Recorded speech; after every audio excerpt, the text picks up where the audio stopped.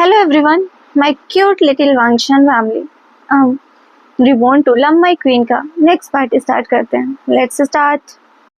पिछले पार्ट में हमने देखा था कि वुशियान ने वांगजी से शादी का प्रस्ताव रखा था, पर लानकुरन ने उससे उस बारे में सोचने के लिए थोड़ा वक्त मांगा था.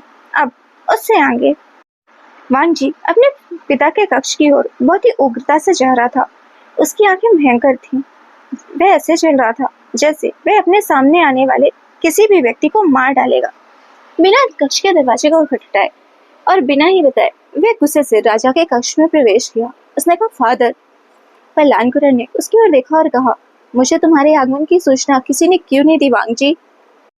वांगजी ने लानकुरन की आंखों में देखते हुए कहा, क्योंकि मैं यहाँ बिना बताए आया हूँ. मैं आपसे गंभीर विषय में चर्चा करना चाहता हूँ. लानकुरन ने नोट किया. उनके पास अपने बेटे से आंख मिलाने की हिम्मत नहीं थी, क्योंकि उन्हें पता था उनका बेटा किस विषय में बात करना चाहता है. वहीं वांगजी, जिसकी आंखें एकदम गुस्से में लाल थी, उसने कहा, अभी कुछ घंटे पहले ही मेरे मंगेतर की मौत हुई है और आप मेरी शादी उस कमीने से तय कर रहे हैं. वहीं लानकुरन ने शांति से उत्तर दिया, यह सिर्फ उसका सुझाव था डेजी. मैंने हाँ नहीं कहा है. मैं तुम्हारे भाइयों को वापस लाने का कोई और तरीका सोच रहा हूँ. तभी वांगजी ने कहा, फादर, पहले ही मैं उस बेंचाओ से शादी करने के लिए राजी नहीं था, पर आपने मुझे मना लिया. हालांकि मैं उसे प्यार नहीं करता था, फिर भी मैंने आपके लिए हाँ कर दी. और अब यह आपको पता है मैं उस चियांग बिवुशियान से कितनी नफरत करता हूँ.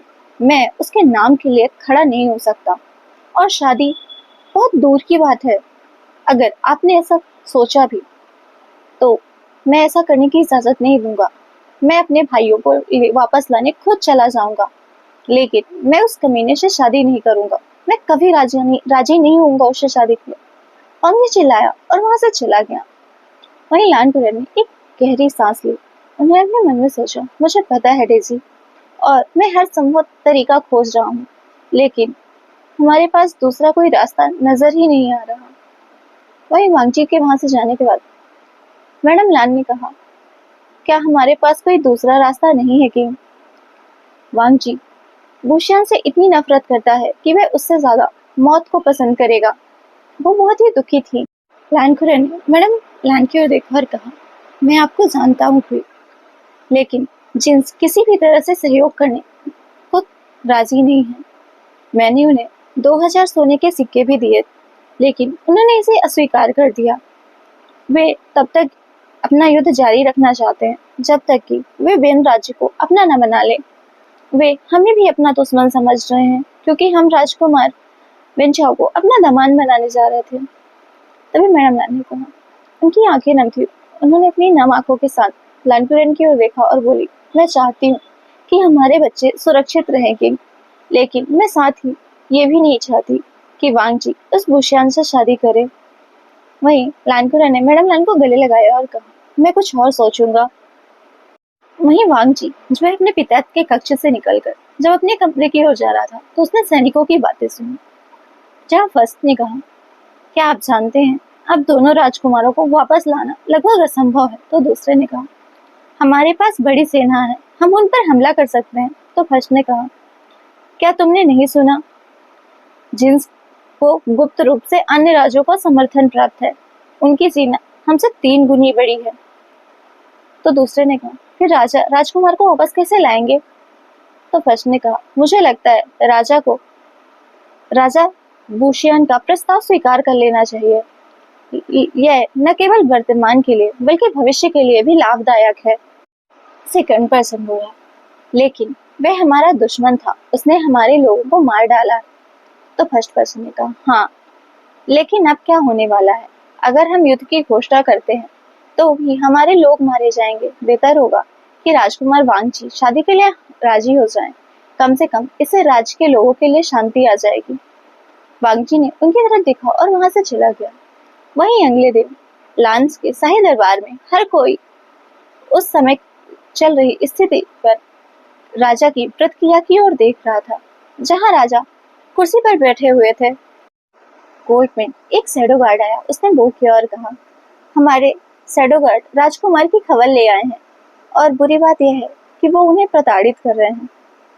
वहीं भूषण, वह चुपचाप यह सब सुन रहा था क्योंकि उसने पहले ही यह सब पता कर लिया था।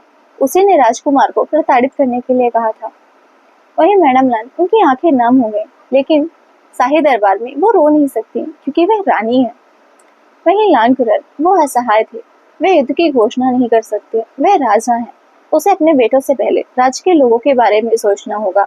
अगर ये युद्ध की घोषणा करते हैं तो इससे आम लोगों के लिए भोजन की कमी हो जाएगी। इतना ही नहीं, इस स्थिति में उसके सैनिकों के मरने का भी जोखिम ज्यादा है। बुशियन लानकुरैन की ओर देखा और अपनी भौहें उठाई। उसने अपने मन में सोचा, अब तक वे मेरी शर्त पर सहमत क्यों नहीं हो रहे? हाँ कह दो फादर इन लॉ, नहीं तो मैं अपने राज्य जाने से पहले उसका अपहरण कर लूंगा। दोनों तरह से आपका ही नुकसान होगा।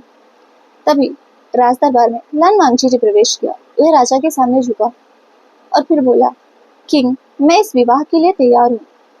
नहीं, लानकुरैन हैरान हुए। उन्होंने कहा, डेजी, तुम ये क्या कह रहे हो? और तुम्हें सहमत होने की जरूरत नहीं है। तभी बुशियन ने लानकुरैन की ओर देखा और कहा, इसका क्या मतलब है अंकल लान? आप जियांग के साथ संबंध नहीं बनाना चाहते? वहीं लानकुरैन स्पीचलेस रह गए। उन्होंने कहा, नहीं, ऐसी बात नहीं है।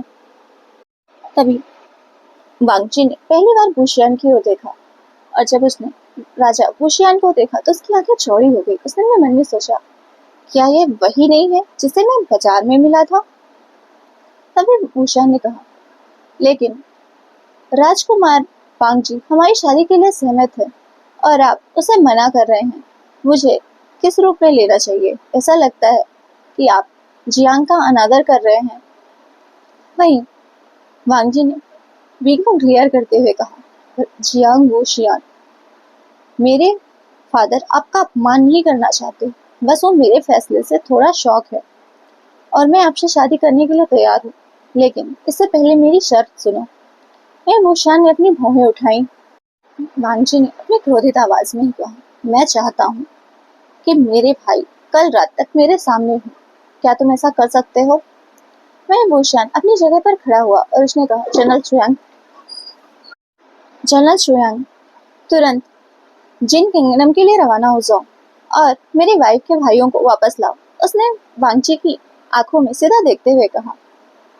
वहीं यान वांगची वो अपनी जलती हुई निगाहों से वो श्यान को घूर रहा था। श्यान ने वो किया और वहां से जाते हुए कहा, मैं आज रात तक राजा के सामने वापस आ जाऊंगा। वहीं वो श्यान ने वांगची की ओर मुस्कुराते हुए कहा, हमारी शादी की तैयारी करो अंकल लान, क्योंकि हम 3 दिनों में जियांग राज्य के लिए रवाना हो रहे हैं। वहीं यान वांगची दांत पीसते हुए हुशियान को घूर रहा था। वहीं मैडम लान ने आंसू भरी आंखों से वांगजी की ओर देखा और पूछा, लंजा, क्या तुम इस बारे में निश्चित हो? उसने अपनी माँ की ओर देखा और कहा, हाँ मदर, मैं यह शादी सिर्फ अपने राज्य के लोगों के लिए कर रहा हूँ। वह बुशियान की आंखों में घूर रहा था। वह अब ज्वालामुखी की तरह है जो कभी भी फट सकता है। वहीं लानकुरन ने अपने मन में सोचा, माय डेजी। वे दुखी आंखों से वांगजी की ओर देख रहा है। वह जानता था उसका बेटा उसकी इच्छा के विरुद्ध ऐसा कर रहा है। वहीं वांगजी ने अपने मन में सोचा, मैं इस आदमी से बहुत नफरत करता हूँ। उसने भूषण को घूरा और शाही दरबार से बाहर चला गया। वहीं शाम के समय लान वांगजी के कक्ष में मैडम लान अपने बेटे के लिए रो रही थी। लान वांगजी ने अपनी माँ की ओर देखा और कहा, मदर, सब ठीक है, अब रोना बंद, अब मत रो। वहीं लान कुरन वहां पर बैठे हुए अपने विचारों में खोए हुए थे। तभी मैडम लान ने कहा, मैं रोना कैसे बंद करूं? तुम अपनी मर्जी के बिना उससे शादी कर रहे हो। इतना ही नहीं, तुम उससे नफरत करते हो। वह क्रूर और खतरनाक है। वांगजी ने एक गहरी सांस ली और कहा, ठीक है मदर, मैं लान राज के राजकुमार के रूप में अपना कर्तव्य निभा रहा हूँ। अगर यह शादी हमारे लोगों के लिए शांति ला सकती है तो मुझे इससे ज्यादा कुछ नहीं चाहिए। हमारे लोगों ने अपनी आंखों के सामने अपने प्रियजनों को मरते देखा है, क्योंकि जियांग के साथ दुश्मनी थी। अगर उससे शादी करने से और लोगों को मरने से बचाया जा सकता है तो मैं उससे शादी करने के लिए तैयार हूँ। मैडम लान रोते हुए बोली, लेकिन मैं पहले से ही शादीशुदा है, उसकी एक पत्नी है, तुम उस महल में कैसे एडजस्ट करोगे? वांगजी ने अपनी माँ के हाथों को पकड़ा और कहा, मुझे इस समय किसी और चीज की परवाह नहीं है। मैं बस यही चाहता हूँ कि हमारा राज्य शांति से रहे। हमने काफी विनाश देखा है मदर।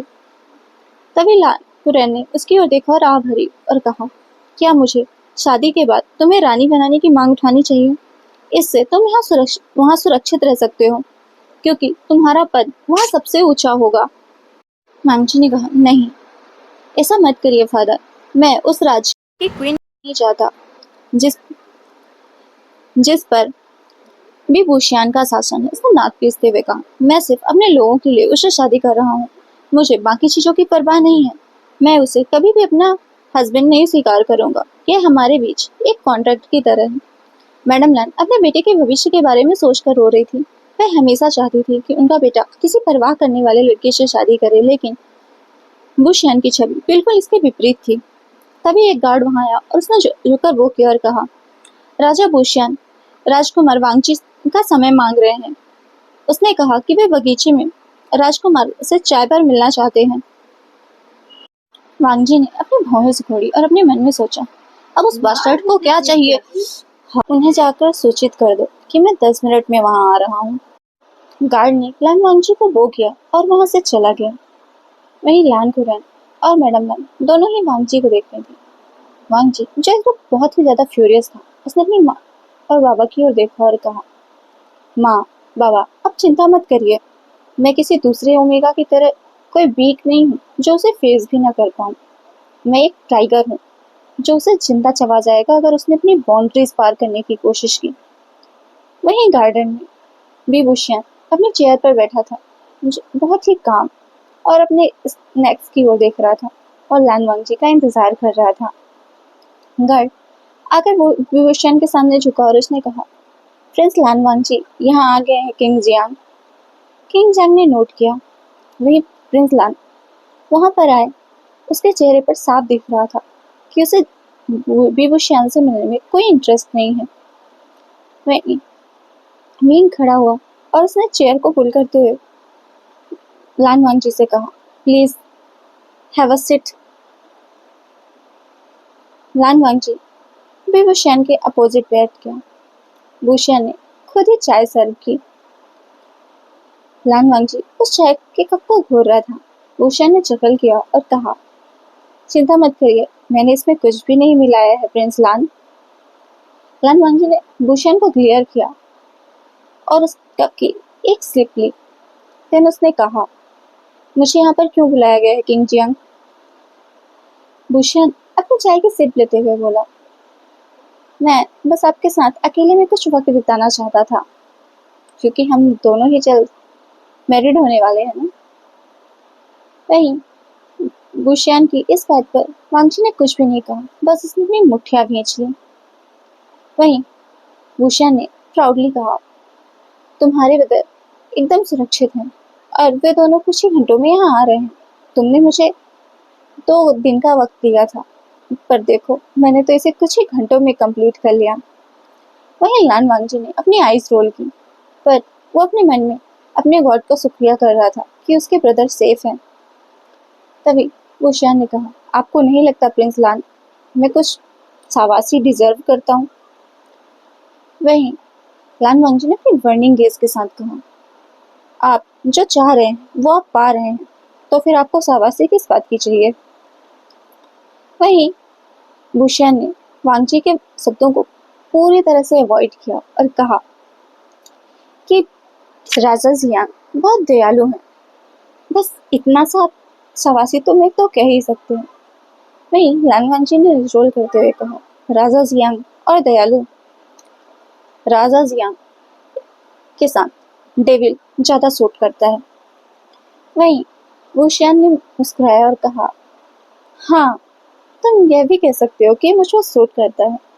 फिर उसने एक सोचने वाला चेहरा बनाया और कहा, तो फिर डेविल की वाइफ को क्या कहते हैं? भूषण उसके चेहरे पर एक प्लेफुल स्मित था। उसने कहा, आप क्या सोचते हैं प्रिंस लैन? लोग क्या कहेंगे, क्योंकि आप तो एक डेविल से शादी करने जा रहे हैं, तो डेविल की वाइफ क्या कहलाती है? वहीं लान वांगजी इसको गुस्से से फट रहा था। वो खुद को कंट्रोल करते हुए वहां से खड़ा हुआ और बोला, अब मुझे यहाँ से जाना चाहिए किंग जियांग, मुझे और भी कई काम है। और वो जाने वाला था, तभी वुशियान ने पीछे से कहा, प्रिंस लान, मैं आपको अपनी वाइफ बनाने में और इंतजार नहीं कर सकता। वो लान वांगजी पीछे नहीं मुड़ा। वो फ्यूरियसली वहां से आगे चला गया। वो इन सब चीजों से नफरत करता है, अपने दुश्मन के साथ एक ही टेबल पर बैठना और इस ब्लड थर्स्टी किंग के साथ शादी के बारे में सोचना, इस डेविल से शादी करना जिसने कुछ साल पहले उसके बिलव्ड ब्रदर को युद्ध में लगभग मार ही दिया था। वो नफरत करता है उस हवा में सांस लेने से भी जिसमें किंग जियांग सांस लेते हैं। और ये सारी बातें सोचकर वो और भी ज्यादा फ्रस्ट्रेट हो रहा था। वहीं वुशियान उस दूर होते हुए वांगजी के फिगर को देख रहा था और अपने मन में सोच रहा था कि जियांग किंगडम तुम्हारा वेट कर रहा है क्वीन, तुम्हारा हस्बैंड तुम्हारा वेट कर रहा है। मैं इस बार सब कुछ बेस्ट करने की कोशिश करूंगा। वहीं दूसरे दिन रॉयल कोर्ट में सभी लोग अपनी अपनी जगह पर मौजूद थे। आज लान वांगजी भी कोर्ट पे मौजूद था क्योंकि आज उसके ब्रदर वापस आने वाले थे। लान कुरेन ने वुशियान की ओर देखा और बोला, आपने ये नहीं कहा था किंग जियांग कि वो रात के समय तक यहाँ वापस आ जाएंगे? वहीं वुशियान ने वांगजी की ओर देखते हुए कहा, मेरे ब्रदर इन लॉ उन लोगों की टेक केयर कर रहे हैं क्योंकि एक कंपनसेशन के तौर पर, क्योंकि उन्होंने उन्हें पहले अरेस्ट कर लिया था, जैसा कि वो नहीं जानते थे कि वो मेरे ब्रदर इन लॉ बनने जा रहे हैं। वहीं वांगजी ने अपने मन में कहा, अब इसका क्या यूज है कि वो कंपनसेशन दे जब पहले उन्होंने मेरे भाइयों को टॉर्चर किया। तभी वहां पर शुयांग आया और उसने सभा में सबको बो करते हुए कहा, मैं यहाँ हूँ और दोनों राजकुमार भी यहाँ हैं, किंग लान। वहीं लान कुरैन अपने सीट से खड़े हुए, वांगजी भी अपनी सीट पर ही खड़ा हुआ। वहीं शुयांग वो सीधे किंग जियांग को वो किया और उसके पास चला गया। वुशियान ने शुयांग को देखा और कहा, गुड जॉब जनरल शो। पर शुयांग उसने कुछ नहीं कहा और वो वुशियान के पीछे अपनी सीट पर चला गया। वहीं सीधे लान हेक्वान सीधे रॉयल कोर्ट में पहुंचे और उसने अपने पिता के सामने वो किया। मैडम लान अपने बेटे को देखकर, जिसके पूरे शरीर पर घावों के निशान थे, उसकी आंखों में आंसू आ गए। वहीं हैकवान को देखते हुए वुशियान ने अपने इसमें किया और कहा, sorry brother in law, but अगर मैं ये नहीं करता तो मेरी क्वीन कभी भी इस शादी के प्रपोजल को एक्सेप्ट नहीं करती। वहीं लान वांगजी वो तुरंत दौड़ कर गया और उसने अपने भाई को गले लगा लिया। उसकी आंखों में आंसू थे। तभी वुशियान ने अपनी मुठ्ठियां भेजी। उसने अपने आप से कहा, कंट्रोल बीइंग कंट्रोल, वो जस्ट तुम्हारी क्वीन का ब्रदर है। जबकि स्वयं वुशियान के हर बदलते हुए बिहेवियर को देख रहा था। सुजैन ने हक को ब्रेक किया और भी अपनी धीमी आवाज में कहा, ये रॉयल कोर्ट है डेजी, हम यहाँ एक दूसरे को इस तरह हग नहीं कर सकते। वहीं लान वांगजी ने सिसकियां लेते हुए कहा, क्या आप ठीक है गगा? श्रेंग ने कहा, हाइकवान ने कहा, हाँ मैं ठीक हूँ। उसने लान वांगजी के बहते हुए आंसुओं को पूछा। तभी लान कुरेन ने पूछा, शुशे कहाँ है? सिचेन की नजर लान कुरेन पर गई और उसने कहा, वो सीधे सोने चला गया, वो बहुत ज्यादा थका हुआ और इंजर्ड है। वही मैडम लान वो सीधे अपने दूसरे बेटे के पास जाना चाहती थी, बट वो किंग की सभा छोड़ने से पहले खुद नहीं सभा नहीं छोड़ सकती क्योंकि यही रूल है। लान कुरेन ने एक गहरी सांस ली। वहीं वुशियान खड़ा हुआ और सीधे शिशेन की ओर बढ़ा और उसके वांगजी के चेहरे की ओर देखते हुए कहा, मुझे बहुत खुशी हुई कि प्रिंस लान एकदम सेफ है। फाइनली मेरी वाइफ थोड़ा खुशी हो सकती है अपने वेडिंग डे पर। ये बात सुनते ही लान शिशेन थोड़ा फ्रोन हो गया और उन्होंने वुशियान की ओर देखा और बोला, आपका क्या मतलब है किंग जियांग? वुशियान ने स्मित करते हुए कहा, इट मीन्स कल मेरी शादी है प्रिंस लान के साथ, ब्रदर इन लॉ। ये सुनते ही लान से एकदम शॉक थे और वो अपने फादर की ओर देखे। पर लान कुरन ने जब नोट किया तो उन्होंने अपने दांतों को खींचते हुए कहा, मेरे भाई को शादी करने के लिए ये बहुत जल्दबाजी है किंग जियांग। वहीं वुशियान भी सेम उसी तरह से लान सिचन को ग्लेयर कर रहा था और अपने मन में सोच रहा था, मैं इससे नफरत करता हूँ, बट ये बहुत लकी है कि ये मेरे टाइगर का ब्रदर है। उसने सिचन से कहा, आपका ओपिनियन इसमें मतलब नहीं करता, क्योंकि अंकल लान और प्रिंस लान वांगजी ने पहले ही हाँ कर दी है और हम शादी के तुरंत बाद जियांग किंगडम के लिए निकल जाएंगे। वहीं लान वांगजी अपनी मुठियां खींच ली। वो गुस्से में इस वक्त बहुत बुरी तरह जल रहा था।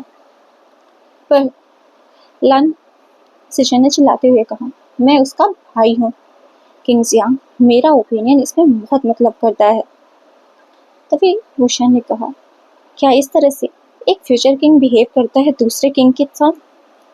आपको बहुत कुछ सीखने की जरूरत है ब्रदर इन लॉ, बट आप मेरी वाइफ के भाई हैं। मैं आपको डेफिनेटली सब कुछ सिखाऊंगा कि एक किंग कैसे बिहेव करता है।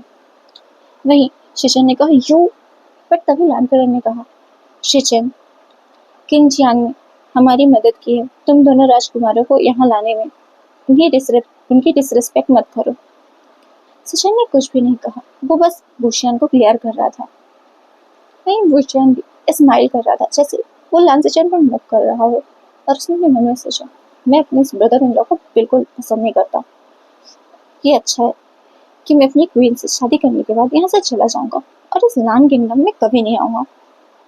उसने अपनी नजरों को पंची की ओर किया और एक जेन्युइन स्माइल के साथ कहा, कल हमारी शादी के लिए तैयार रहना वाइफी, कल बहुत बड़ा दिन है। वहीं वांगजी जो विंग को ग्लेयर कर रहा था, उसने अपने मन में कहा, फक योर बिग डे। वहीं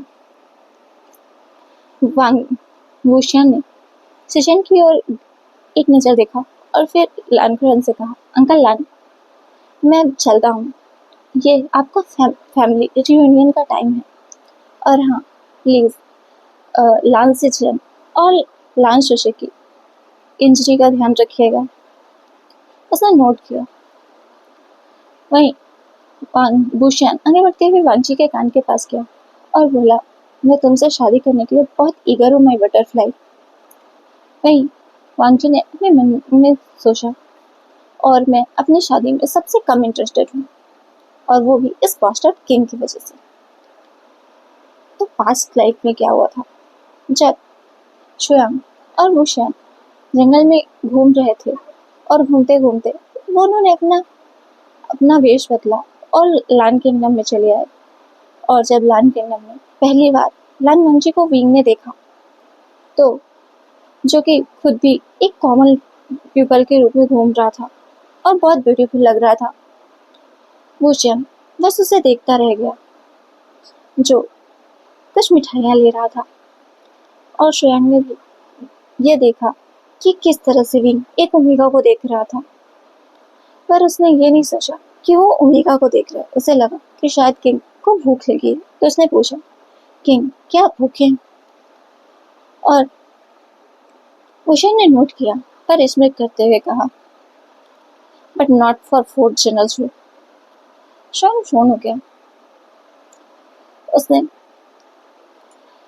लान वंगजी के लिप्स की ओर देखा और कहा, मैं इस ब्यूटी के लिए भूखा हूँ,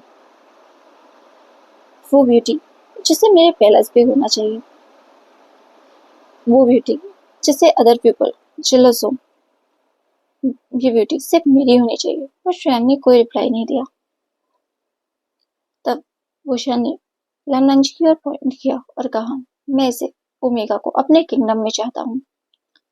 हम अब यहाँ से जाते हैं जनरल जो, आपको पता है कि आपको क्या करना है। शुयांग ने नोट किया। वहीं वुशियान ने शुयांग को बोतल दी और कहा, इसका यूज करो उसे बेहोश करने में। शुयांग ने नोट किया और वहां से चला गया। वहीं भूषण ने स्मृत किया, जो लालवानी की ओर देख रहा था और अपने मन में सोचा, अब भी भूषण इस स्वीट को ओन करता है।